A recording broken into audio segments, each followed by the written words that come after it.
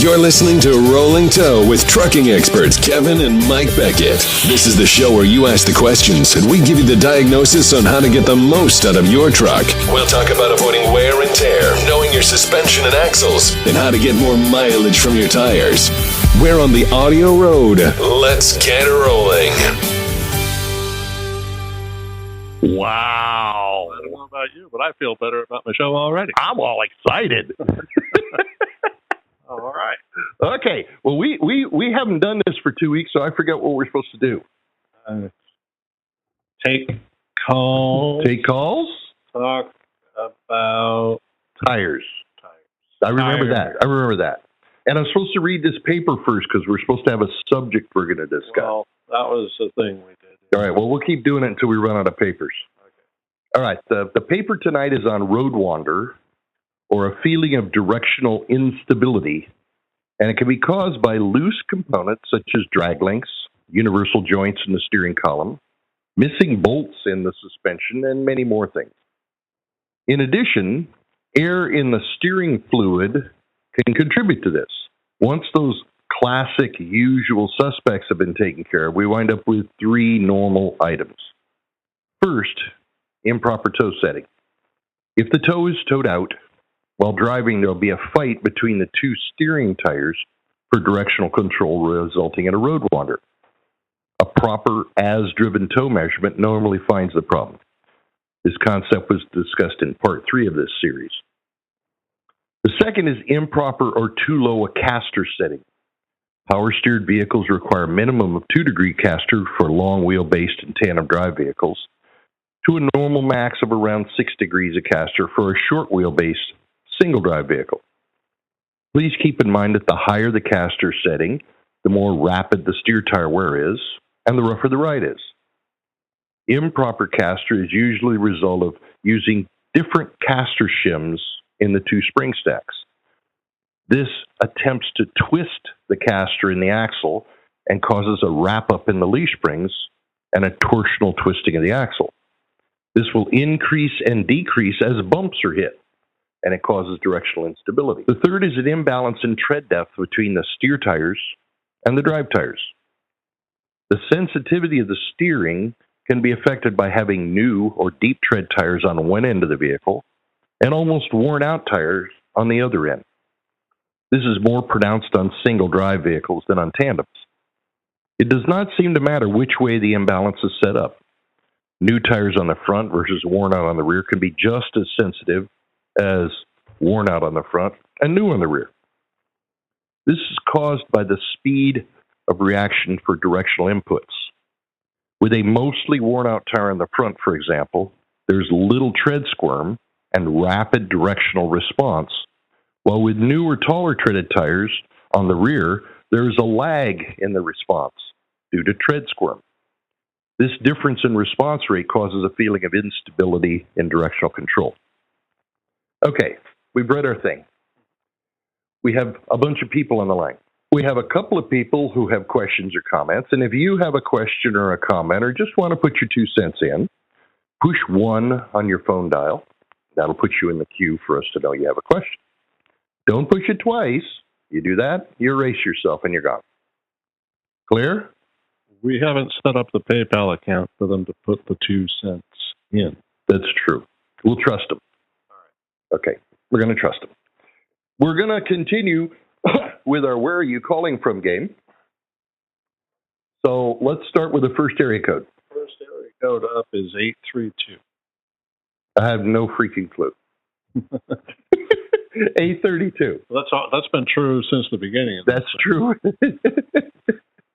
All right, take a guess. Tennessee. You're going to go Tennessee. I'm going to go Texas.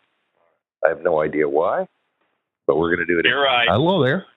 I'm right? It's Houston area. It's the Houston area. Houston. Oh, my goodness. Even a blind squirrel finds an acorn once in a while. The size of Texas? Yeah. What can I do for you, buddy? Oh, earlier this week, I was too busy watching my tandems to make sure they didn't go up on a Jersey barrier in a U-turn, and I bumped the hell out of the curb with my right front steer, enough to set the drive cam off. should I go get that checked for alignment, or is there anything I should look for to see if I've knocked the alignment out of the truck or what? You want to answer this? What did you say? You said it was enough to you cocked the steering wheel? No, set the drive cam off. So it was a pretty decent bump. Oh, okay.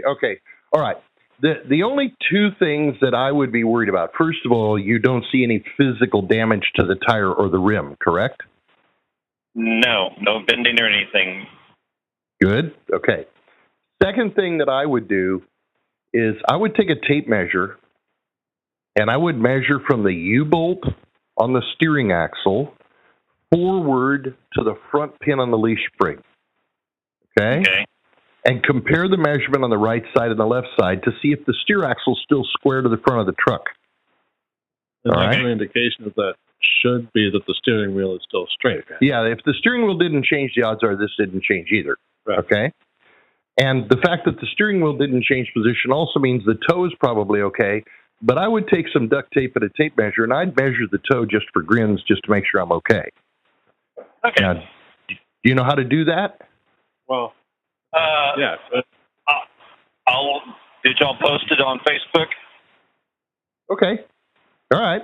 And we can describe it to you. It's very simple. You can do it in a parking lot. Just need a helper to hold one end of the tape measure, and you can measure the toe. Now, if the toe's right and the setback on the axle's right, the steering wheel's still straight, and there's no visible damage to the tire and rim, forget about it. Right. Yeah, actually, I'm relatively sure the biggest possible problem is going to be damage to the tire that already occurred. Yeah, and if you don't see that, I'm not going to worry about it. Right. Okay, all right. Just, with cars, they're so fickle when you do stuff like that. I didn't know how, I didn't want my company coming bitching at me. Yeah, the cars are very sensitive. Trucks are pretty tough. Right. Trucks, it takes a lot to knock a truck. If every little curve, every little bump knocked a truck out of alignment, we couldn't get this 200,000 miles that we're seeing on these steer tires. Right. Alignment's hold. Yeah. Until you bend it, break it, or wear it out, things are usually pretty good. And the first clue that you've knocked your steering axle out of place is your steering wheel changes position. Okay. All right. Sounds great. Thanks a lot, guys. Good day. Well, that was an easy one. It was. Did you put Texas in there? I want to remember it. 832. Yeah, you'll remember that. Texas. Sure I will. 5 minutes from now. What was that number? Okay. Well, here's an easy one for you. 319. Oh, I got that one. West Texas. How about Eastern Iowa? East Iowa. Okay. Probably. All right. Well, let's try that. Oh, Eastern Iowa's just right. I'm from Waterloo. Well, that's pretty good.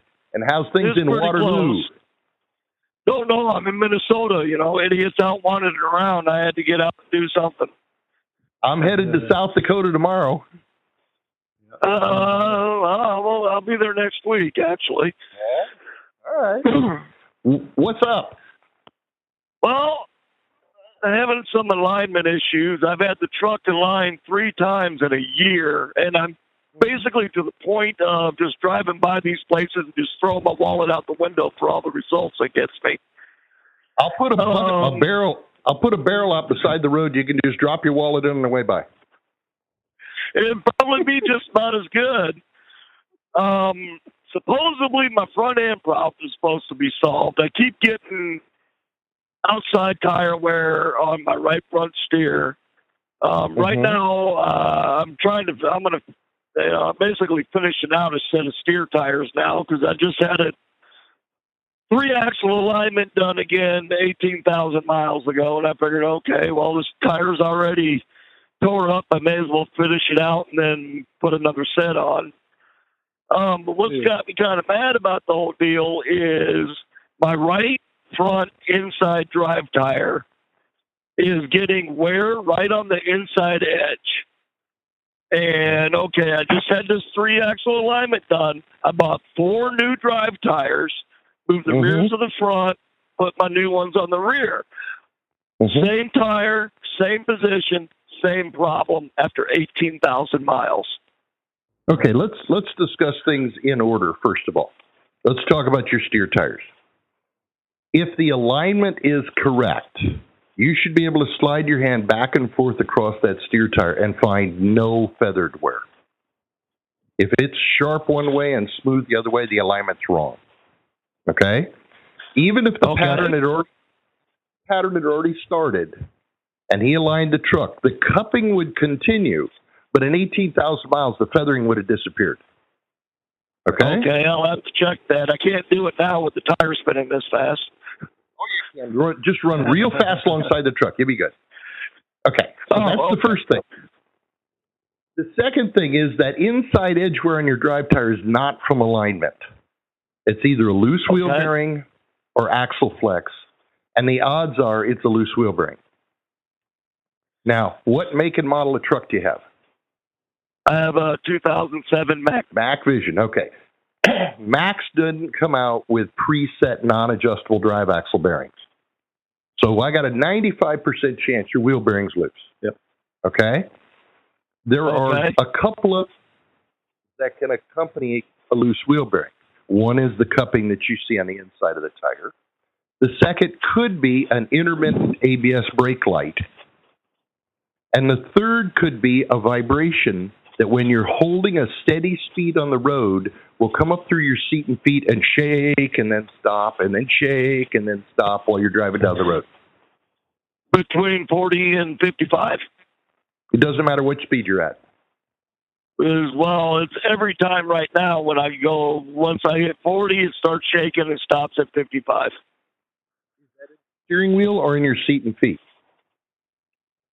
Seat and feet. Okay. Very good possibility wheel bearings are loose. Need to have that checked. Okay. Now, the problem is most mechanics check it wrong and tell you it's okay. We have a list of mechanics that know what they're doing, and there's also a video on our website that you go to, and you could look at the one on wheel bearings, and it could show you how to check the bearings yourself. And why people are doing it wrong. What it means. It seems like a lot of mechanics just go walk up, shake the tire, and go, yep, they're there. Yeah, and on a dual wheel, he ain't got enough beef to just grab that tire and shake it. You got to have a pry bar, you have to have a fulcrum, and you have to do it the right way. The other side of the axle has to be setting on the ground and one side in the air. If you don't do that, you'll never find it. Right. Now, what do you think about changing to, I've heard about these Pro Torque wheel nuts where you just, they're not the three-piece, they're just a one-piece wheel nut that you torque whatever the specs are, back it off, do it again a couple times, and it's just got a lock ring that goes in there. I like a single nut versus a double nut. I like the Pro Torque nut better than a lot of other single nuts. Now, having said that, unless you follow the correct procedure, and most people will follow the wrong one, I don't care what nut you use, you're still going to have it wrong. Follow the right procedure, and a good nut will help you even more. Yes. Now, right, because you got to do the 3 different torque settings, back them off, and then set it where it's supposed to before you lock it down. I know that. And most mechanics will preload the bearing, tighten it to 200 or something, back it off. They can tighten it again if they want to. I really don't care. The first one is the only one that I care about. And then the last thing they need to do is set it at a certain torque. But most people will go to that torque and then back it off a quarter turn and say, well, it's correct and it's wrong. You want to go to a torque and don't back it off. Yeah, I want to look some of this stuff up and just about want to do it myself because I'm tired of paying people to do a job that just isn't doing it. I mean, in my mind, if you do a 3-wheel alignment, wouldn't be checking the bearings be part of the problem? If you don't know the bearings are tight, how can you set the alignment? But the vast majority of alignment technicians don't want to worry about that stuff. They just want to do an alignment and get paid. Well, they haven't done the alignment if they haven't checked the bearings. Well, if they got the money, they did.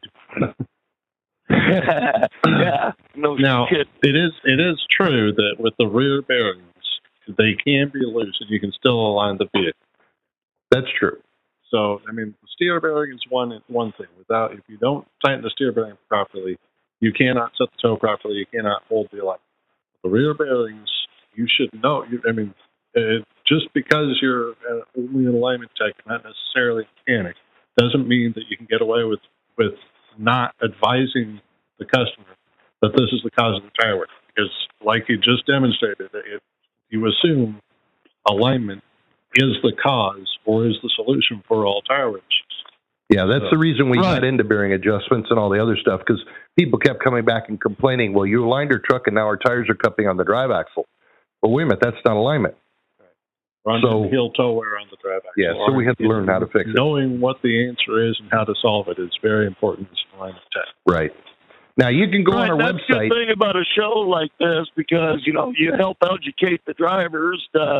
Okay, we think one thing, but okay, it might be another. So I'm sure there's a lot of drivers out there, kind of like myself, that thought, okay, if it's a tire problem, it's an alignment problem. And 50% of the tire wear issues we see are not alignment. Right. Improper inflation is a big one right now. Steer axle tires, everybody's running them underinflated.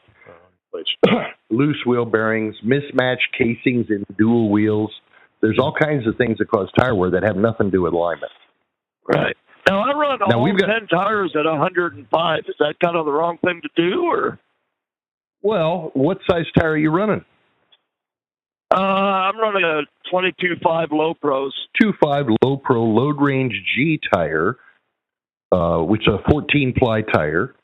Will say on the sidewall that as a single tire, it can carry 6,175 pounds of load if you put in 105 pounds of pressure. Okay? So right. 105. That's what I was going off of. Right. Now, the 105 then is the minimum pressure that tire requires to carry that much load. Does that make sense? Okay, yeah. Now, let's look at your drive tires. You're only carrying 17,000 pounds on an axle, aren't you? Yes. That means each one of those four... Right. If you're only carrying 17,000 pounds... 17, yeah. Yeah, on each right. axle, pair. Well, there's 4 tires on that axle. You divide 4 into 17,000. Each one of those tires is only carrying 4,250 pounds of load. And if you look at a load and inflation chart for that tire in a drive position with 4,000 pounds of weight only requires 70 pounds of pressure back there. The steer tire requires a minimum of 105 pounds because it's carrying over 6,000 pounds of load. Now, are these figures meant by the DOT or the manufacturer to imply that that's the correct pressure to get the best tire wear? No, it's the minimum pressure. It's the minimum pressure to carry the load. Now, it really doesn't answer the question of what. Well, I'm getting there. I got to build my case. Okay. Now, would you run 70 pounds of pressure in your rear tires? No, probably not. I don't see any. Wear right. No, there's no way to wear right. Everybody knows you need about 100 pounds back there to get decent tire wear. Okay, so you would normally overinflate your drive tires by 30 pounds each, wouldn't you? Yep. He's afraid to put any extra air in the steer tires, aren't they? Right? Yep. Right. Your truck has been scaled, sitting still on the scale, and they say, yeah, you got 12,000 pounds on your steer axle sitting still. Now, you're driving down the road at 60 miles an hour, 65, 70 miles an hour, and you step on the brakes. How much weight's on the steer axle now? Oh, I'd say it probably goes up to a good 20,000 at that point. It doesn't get to 20, but I guarantee it goes to 14 or so. Okay? Oh, okay. So you're... I carry liquid loads, too, so... Okay. So the steer axle is significantly underinflated when you step on the brakes, aren't they? When you go by that particular case, I'd have to say yes. That's why we find if I can get you to run 115, 10 pounds over what the sidewall says on the steer, I get better steer tire life. Now, if you want to run 105 or 100 in the rear, that's fine. I know from experience that runs real good in the rears. But the front end needs a little more inflation. Because you're above, got 105 on the rear, you're above the minimum inflation, and you know you're getting good tire life. Right. So on the front, at 105, you may be at the minimum for inflation, but is it necessarily doing you the best for tire life? Right. You can get a little better if you run a little more air in the steer. Right. Okay? I'm going to give that a try. Definitely going to try that. All right. Thanks so much, guys. All right. You have a good day. Okay. We got off track there a little, didn't we? But I had a good time. A little bit. But I don't care. That's okay. We only have actually one more caller. Oh, come on. Somebody else. If somebody else doesn't ask a question or make a comment, I'm going to start telling jokes and singing. Don't sing. Jokes are okay. But I enjoy it. What's the area code? 209. 209. I think 219. Okay. I think. Okay. I'm going to bet it's northern Jamaica. Well, I'll go with Ohio. Okay. All right. Northern Jamaica. Hello there, 209. You're pretty close, man. I'm in Kingston, Jamaica. Kingston, Jamaica. All right. Southern Jamaica. That was a good guess. Yes. I am driving a reefer right now, and it is good. It is very good. Very good. All right. Anyway, I know. It's one of those days. It's Sunday. Hey, I guess I'm going to steer off the subject again. I'd like the conversation you just had with the last fellow about tires.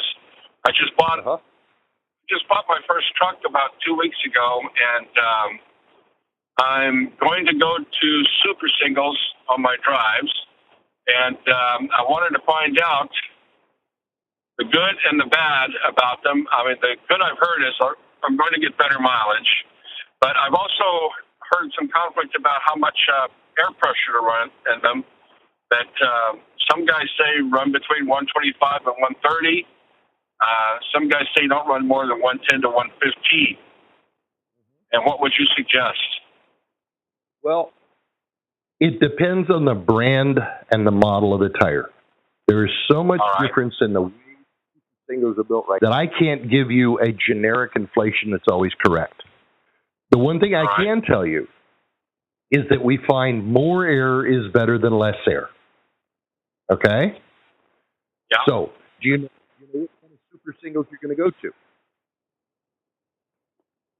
I'm going to go to the Michelin's. I believe it's the.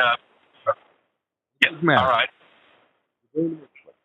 The guys that I see that are getting the best wear consistently out of Michelin's are running 125 in them. Okay? All right. Okay. Yeah. That takes care of inflation. Now, you wanted to know the good, the bad, and the ugly about super singles, so I'm going to give them to you. All right? Yeah. The second thing you have to worry about on super singles is making sure you get the correct rims. There's two different styles of rims they sell. One is a 0 offset rim, and one is a 2-inch offset rim. You do not want 2-inch offset rims. 2-inch offset, right. You want zeros, okay? If you get the 2-inch offset rims, it moves the tires out 2 inches, and the axle flexes, and you wind up cupping the inside edge of the tire, and you overwork the outer wheel bearing. Okay? All right. Third thing about super singles is you need to make sure your bearings stay properly adjusted, because if that wheel back there wiggles, that tire will just cup to hell, and you won't be very happy with the tire life, and you'll get vibrations. All right? All right. Yeah. Fourth thing about super singles is they're speed sensitive. Yep. If you insist on driving 65 to 70 miles an hour, you're going to lose both shoulders off of those tires. You need to keep the speed down 63, 62, 60 miles an hour, and the tire will wear very nice. And if you're interested in fuel savings, then that's the smart thing to do. Yeah. Yeah, speed also saves fuel economy. Yeah, no, I only drive 57 to 60. I'm on the I-5 corridor out west. So I'm one of those slow driving guys. So what you're saying is make sure I get the 0 offset rims, and also I should have the wheel bearings checked out before I do the transformation. And that makes sense. And make sure that the guy who's adjusting the bearings knows how to do them properly, because most of them will do it wrong. Yep. All right. Go to one. What do I ask somebody to know if they know what they're doing on the bearings? Is there like a trick question or anything? What I would suggest is you go to our website, and on our website there's a video library, and there's a video on bearings and bearing adjustments. You should take 15 or 20 minutes and watch that video, and then when you go talk to somebody, you'll know what to ask him. Yep. Okay, good. All right, that's good. And my last question on that, Ben, is in the winter. Should I run chains or cables on those tires? If the weather's that bad, park that son of a bitch. Okay. Some mountains require it, though. I don't know whether chains or cables. I don't know. Either one is better than the other because certain tread designs take to the brake, to the cable or the chains better than other tread designs. Okay? All right. Now, yeah. I didn't think they required chains in Jamaica. Right. Well, yeah, we get a little bit of snow. That's how our sled team, our bobsled team practices. That's right. I forgot all about that. Awesome. So you're running the I-5 corridor from where to where? From northern Washington down through California. Oh, okay. Now you're in the Spokane area, is that right? Spokane, Seattle, and then down the other snow is Grapevine down in Southern California. It's 209. Is that in Washington? No, 209 is actually in Central California. Central Cal. Okay, all right. Okay, so you're running 5 up through Sacramento and down there by Bakersfield and then up over the Grapevine and into the LA area. In LA and then up north through Oregon and into Washington, yes. Right. When you get up north is where you may have to throw chains on to get over the hills. Oh, yeah. Yeah, it happens sometimes. I have not had a lot of experience with chains and cables on wide base tires. I'd be tempted to put an inquiry out like that on my Facebook page and ask some of the guys on our trucking groups what their experience is with that. Yeah. Nope, that sounds good. But that's I'm sorry.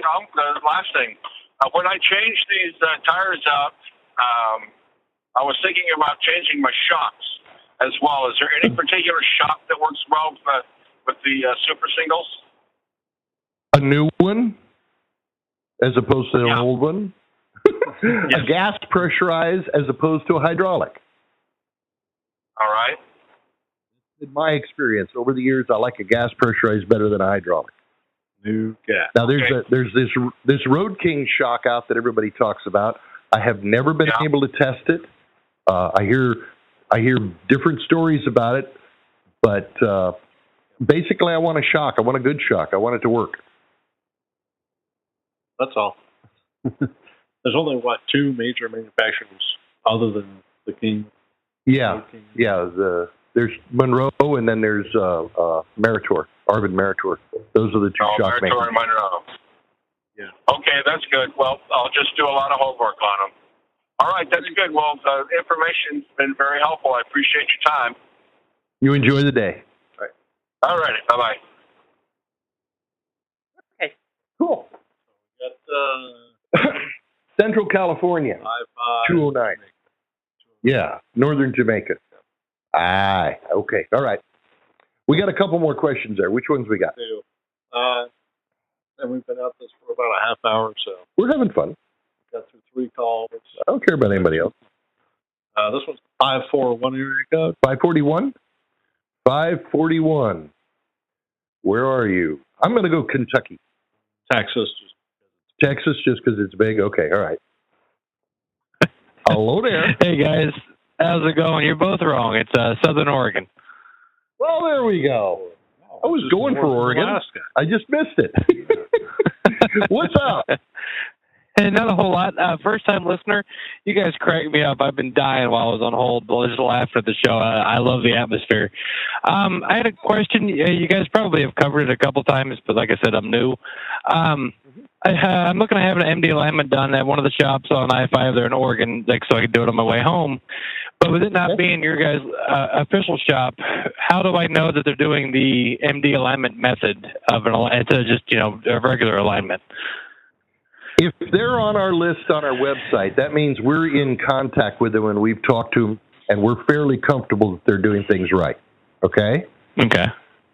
That's the second thing that you could do when you call them up and say, hey, I'm interested to get an appointment for this MD alignment ProTrack laser alignment system. Are you guys doing a lot of them? Well, we do one alignment a month. Well, I don't think I'd go in.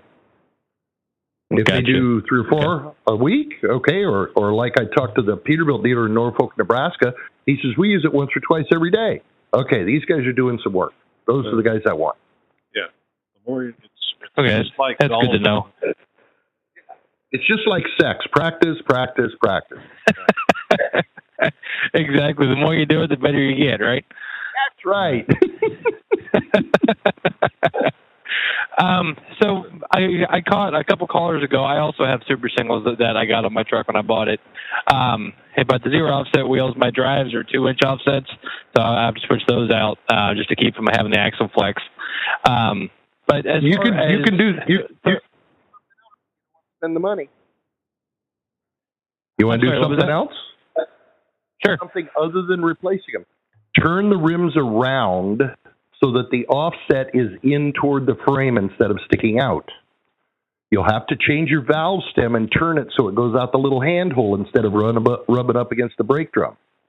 Okay? Huh. I never thought about that. Many guys have done this, and it works just fine. Tires wear great. Truck handles great. You're not overloading the outer bearing. Everything's cool. Right. So instead of like a 2-inch offset, it's like a 1.5-inch inset? Just a 1-inch inset, because the thickness of the center part of the rim that the lug nuts and bolts are on is 1 inch thick. So when you turn around, you get a 1-inch in instead of a 2-inch out. Is there?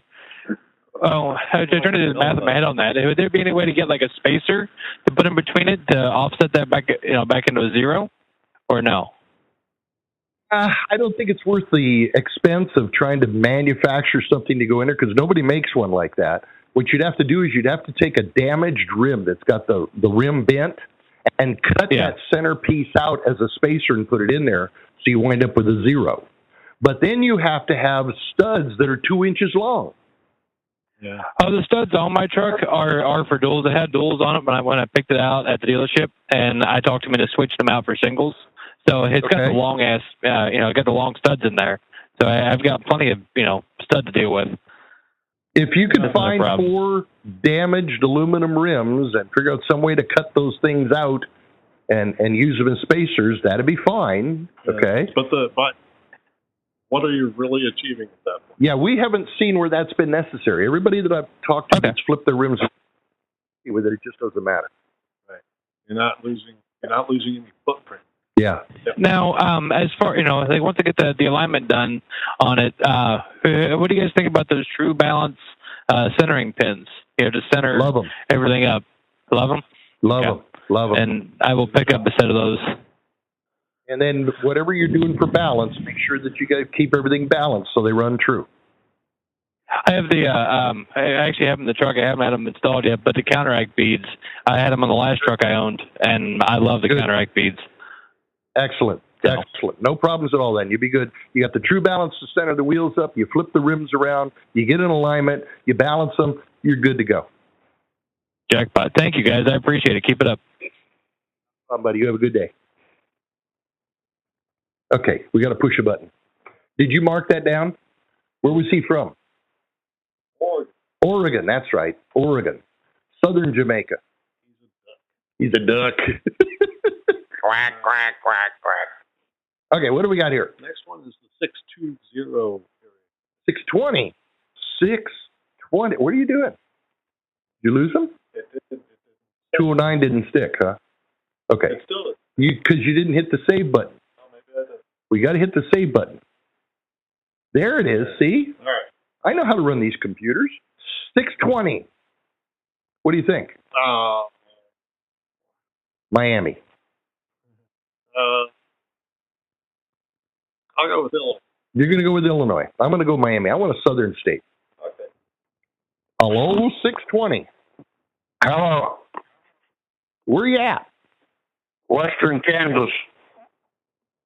Well, there you go. That's a little ways out of It's like on the ocean. It kind of rolls like the ocean. That's okay. All right. We got water in the river for the first time in 10 years, so it's not an ocean. Ocean, but it's wet. Yeah. What's up? Hey, I had a shop here locally set my alignment, and they set it all at 0, the back. Yeah. And the front I had right pull. They pulled out an 1/8 inch. Yeah. And it took the front steer tires off in about 40,000. That'll do that. Outside on one and the inside on the other. So recently I took it up to Oakley, and they have your system, and he said he had to add a half-inch on the right rear and a half-inch on the left front. Okay. And then set the toe at 1/32. Yeah. Does that sound right on the 2014 579 Pete? Did he add a half-inch worth of shims, or did he aim it off a half-inch? Well, according to the diagram, the right rear is aimed off to the right half-inch. Perfect. Ahead. Mm-hmm. The left rear is the same way the other way to the left half-inch. That's correct. He's reading. He's showing you what the left. 3 to 5 second drift in it. Yep. And if it doesn't, take it back to him and make sure it does. Yeah. Now those numbers sound correct measuring off of our lasers. He didn't put a half-inch worth of shims in. He used a small shim. Yeah, it's okay. Those numbers are good. And how's it driving now? That's going to be your first question. You can let go of the wheel, it goes straight down the road. I haven't had enough miles on it to see if I'm going to do any feathering, but how many miles you got on alignment there, but they ought to be doing more. The kid seems like he knows what he's doing. But cool. Now, how many miles have you got on it since it was aligned? Oh, just maybe 2,000 miles. 2,000 miles is enough to feel feathering if it's going to show up. I can't feel no feathering in the front tires, and they're brand new. So. Sounds like you got a good deal then. I think it. Yeah. There's the bus time my boy off.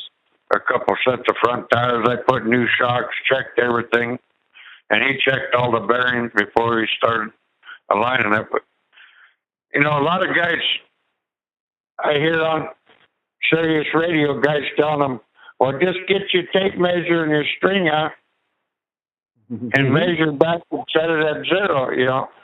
Zero don't get it. Zero don't work. That's right. You don't drive on flat roads. You drive on a crown road. And you have to set those drive axles to handle the crown. Right. The fact that it drives straight is your first indication that your tire wear is going to match that. And then the second proof is you're not getting any feathered wear. That's what you're looking for. Yep. The only wear that showed up on the drives was my front left inside drive about the second tread in, and had a couple bumps on it on 710 Bridgestones. You think that'll come out of that? What make and model of truck is this? 2014 579 Peterbilt. Okay, it should have preset non-adjustable bearings, which means all you're getting is a little flex. How heavy a loads are you running? Well, I run heavy most of the time. I'm right at 79,000. Okay, now what's happening is when you hit bumps in the road, that weight is shoving down on that front drive axle and flexing it in on the top and out on the bottom just a little bit, and it'll cause that little bit of cupping. Now, it shows up on the front axle more than the rear because the rear drive axle wears 25% faster than the front drive axle, so it doesn't show the patterns as much. Right. So what I would suggest, how many miles are on those tires now? On the drive's got about 40,000 on them. Okay, run them at another 20,000 miles, get up to about 60, and then rotate your drive tires. That's what I was going to do. And that tire that's cupping, once it goes on the right rear, it'll erase that and clean it back up again. Okay. All right. And I rub a 695 on my steer tire this time. So.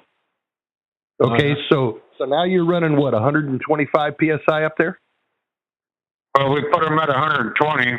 That's what they recommended up there at Oakley, but he said at least 120. So correct. Now you got a 12,000-pound front axle or a 13.2? 13.2. Okay, so you're going to be running 6,600 pounds on each one of those tires. 120 is the minimum pressure. That's what it says on the sidewall. I personally would run 120, 130 up there. Okay. Okay. Oakley tire. What's it? jack them up. Good. I run 105 in the drives. Plenty of pressure in the drives. They're not carrying as much weight on each tire. What city was that Oakley tire in? What was that? It was Oakley tire in. Yeah, Great Western Tire in Oakley, Kansas. Perfect. Perfect. All right. Perfect. We'll mark that down that they're good boys. Yeah, they just put in two new bays on their deal there. Got a brand new ProTrack alignment, and the kid seems like he does good. He talks to people and he's involved. He does a good job. That's excellent. I appreciate that information. All right. Better than a lot of places I've been, that's for sure. Well, you have yourself a good day, son. Bye. All right, thank you. Okay, Kansas. Western Kansas.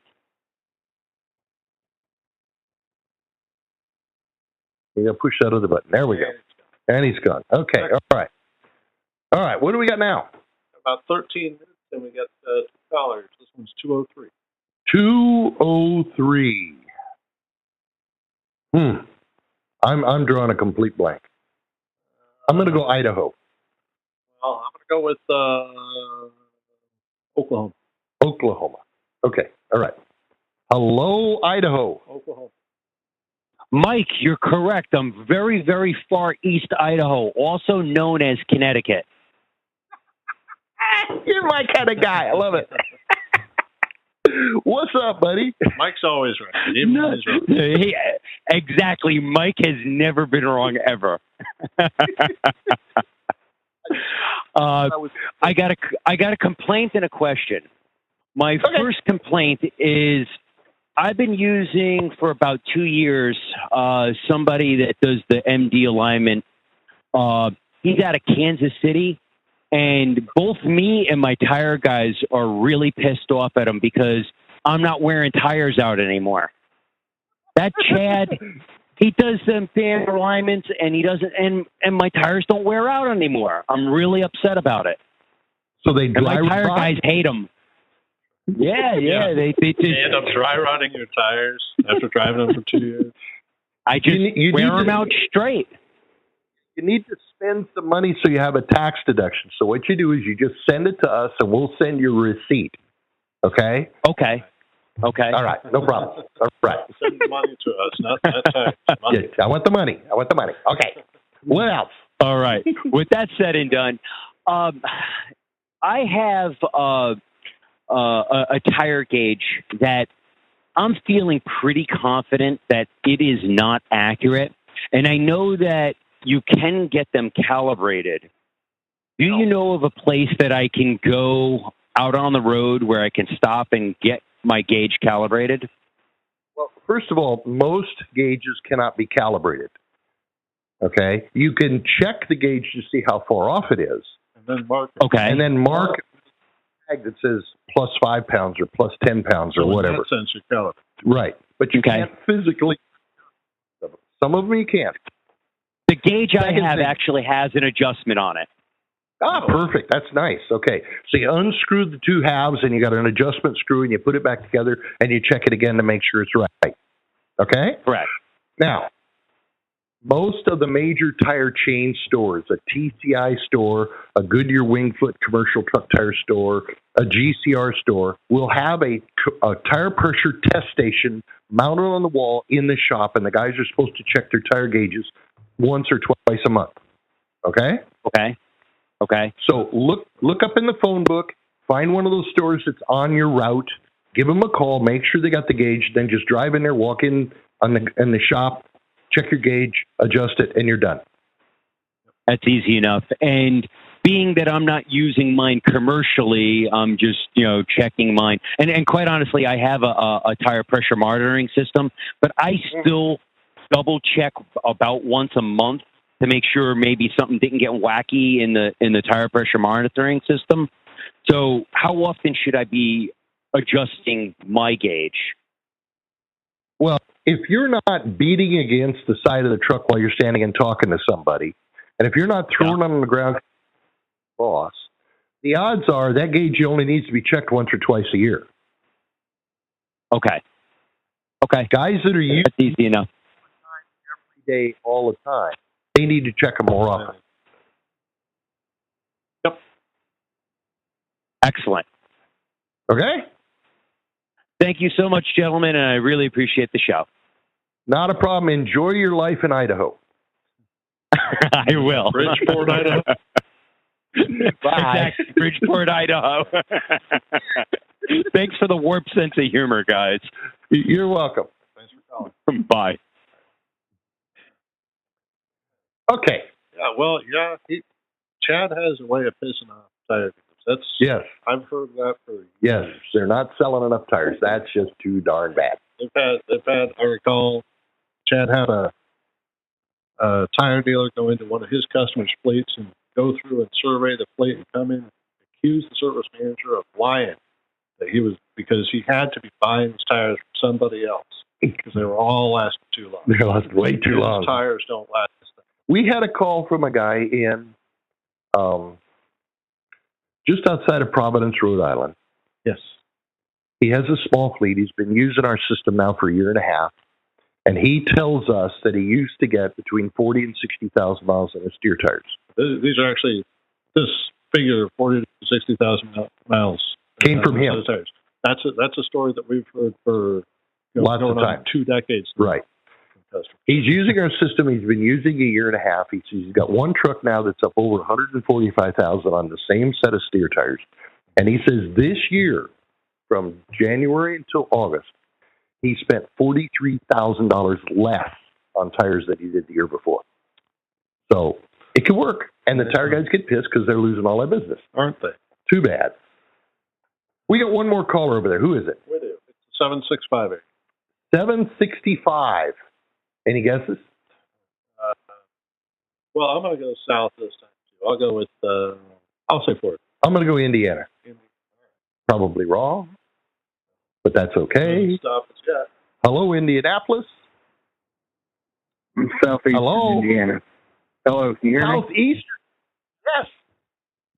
I actually got a state right? Well, you got the Southeast. Southeastern Indiana. So there we go. Hello there. Hi, I have a question about, how you were talking about bending around the 2-inch offset super singles. Yes, sir. On drives, well, how will that work out on a trailer with Central Airlines? Works just fine. Seen it done both places. All you got to do is you have to take the valve core. You're going to have to dismount the tire and turn the valve core so that instead of sticking straight up, it comes out through the little hand hole, and then you hook the central thing up to it out there, and it works just fine. So just put a longer valve stem in it. It's long enough to go all the way through the hole. Yeah, with a 90-degree bend and a long stem on it. Because the ones that are on it, they wouldn't come all the way through the hole. So as long as it comes through the hole, it'll be good. How's that affect handling and stability? All the reports we've gotten back so far from people who did it said that by reducing the flex in the axles, the vehicles were actually more stable with a narrower stance than they were with a wider stance. We had them do that with I got a 96-inch wide trailer, so there shouldn't be any big deal with not being 102, going even narrower. It's all a lot of. Well, now, Mike, what is it about a 102-inch wide axle versus 96? Why do they? Well, you can allow to carry a 102 wide trailer now, so they're making 102-inch wide axles to match up. So with duals, that the tires are at the edge of the trailer. But when you go to super singles, they're not at the edge of the trailer anyway anymore. Right. But so the only difference between the two kinds of axles is the number. There is no performance difference. There's no weight carrying difference. No. They're all the same. It's just a wider axle and a narrower axle. Okay? I was just curious because with the shop that I'm leased onto, they were talking about, concerned about narrowing that up because of we're generally, hauling 50 to 54,000 pounds on the deck. Well, your springs are still in the same place. Yeah, the springs are, but they're worried about it getting tippy. They think a wider stance is more stable. And we were a little concerned about it, but everybody who's tried it has reported back that it's just fine. It doesn't cause any problems. We get better tire wear, and in fact, the truck is more stable because the axle's not flexing. All right. All right, I appreciate that. Not a problem, buddy. You have yourself a good day. You too. All right. Bye. What time is it?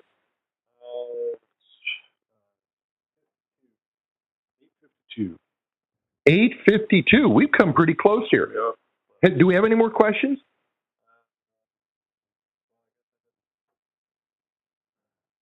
You didn't mark it. No, okay. You did mark it. Who is it? 641 is new. Let's talk to this guy. We got a few minutes. Are you trying to cut him off? Apparently I was. You wouldn't do that. Let's see who's 641. Where's he from? I'm going to guess it's Minnesota. California. All right. Hello, 641. Yeah, calling that from Holland. Holland? Holland? Yeah. Instead of Jamaica, I'm in Holland. And that's excellent. This time of the year, Holland would be nice. Yeah. But what's up, buddy?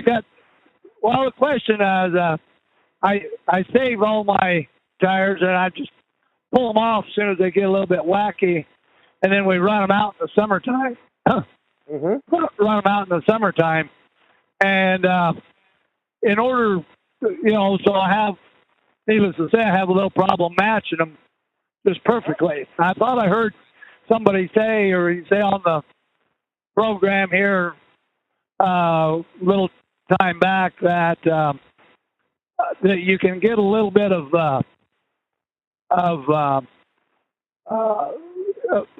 more circumference by going a little more air in the smaller tire. Is that for real, or that not a viable deal? Bogus. Can't get there. What you want to try and do is you want to try and match brands of casings next to each other. Because a Michelin casing, even if it's the same height as, let's say, a Bridgestone, under the same amount of weight does not squat the same, doesn't have the same bulge in the side. May not have the same actual size of footprint. Right, or radius. And trying to guess what the correct inflation is with all the various types of casings you can match up would take an Einstein to figure it all out. So all I use is Michelin. So all you use is Michelin? Okay, that's all I use, Michelin XEA1s, and so I don't have a problem with that. But still, sometimes some are a little more worn than others, and so that's why I was trying to see if I could get them, a little closer, maybe. Well, if you're within 430 seconds of tread depth, it's not going to matter. You say 4? 4. Yes. 4? Oh, okay. So if you've got one that's 8, 12, put them together, it should be okay. Okay? All right. Thank you, Mike. If you've got one that's 8 and the other one's 6, put them together. It's okay. All right? Okay. Thanks, Mike. You have a great day. East of you. Actually, this Holland is just east of you there, Little Holland, Little Holland. Okay. Yeah. All right. All right. You have a great day. Have a good night, Mike. Bye. Yeah. Little Holland. Little Holland. All right. It's been a good day. How did I forget the 641 is an Iowa? It's an Iowa area code. It's Little Holland. It's Pella. Do you know what they call a Dutchman with a sex change operation? A conversion van. Van Gogh, Van Scoy, Van this. Okay, Never mind. I thought it was funny. Folks, you have yourselves a good week. We'll see you here next Sunday night, and we will have all of the wrong answers to all the right questions. Bye. Thanks for joining us on Rolling Toe. If you like what you heard here, leave us a rating and review on iTunes or listen to our other shows at audioroad.letstruck.com. To get in touch with our tribe, call us at 855-800-FUEL. That's 855-800-3835. Thanks for joining us for the ride down the audio road.